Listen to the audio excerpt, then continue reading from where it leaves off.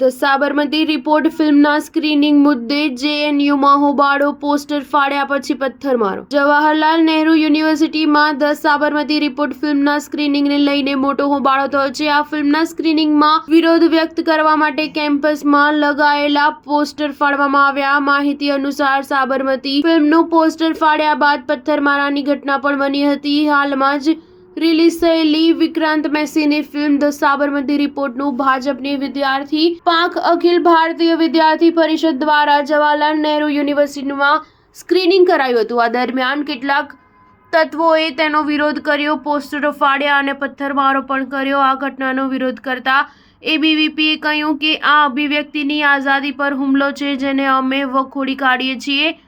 આ કાયરતાપૂર્ણ હુમલો છે. અજાણ્યા ઉપદ્રવીઓ દ્વારા શાંતિથી ફિલ્મ જોતા દર્શકો પર પથ્થરમારો કરાયો હતો, જેના કારણે હજારો વિદ્યાર્થીઓ અને ત્યાં હાજર લોકોના જીવ જોખમમાં મુકાયા હતા. ધ સાબરમતી રિપોર્ટ ગોધરા કાંડ પર આધારિત છે, જેની હાલ દેશભરમાં ચર્ચા છે. આ ફિલ્મમાં 2002ના ગુજરાત રમખાણોની સાથે મહત્વપૂર્ણ સામાજિક મુદ્દા પણ ઉઠાવાયા છે. આ ફિલ્મ રિલીઝ પહેલેથી જ વિવાદમાં છે. કેટલાક લોકોએ ફિલ્મને એકતરફી પણ ગણાવી છે, જ્યારે કેટલાક લોકોએ તેના વખાણ કર્યા છે. બીજી તરફ ભાજપ શાસિત કેટલાક રાજ્યોમાં આ ફિલ્મને ટેક્સ ફ્રી પણ કરી દેવાઈ છે. આ ફિલ્મમાં વર્ષ 2002માં સાબરમતી એક્સપ્રેસ ટ્રેનમાં ગોધરા સ્ટેશને આગ લાગવાની ઘટના અને ત્યારબાદ થયેલા રમખાણોની તપાસની વાત કરાઈ છે.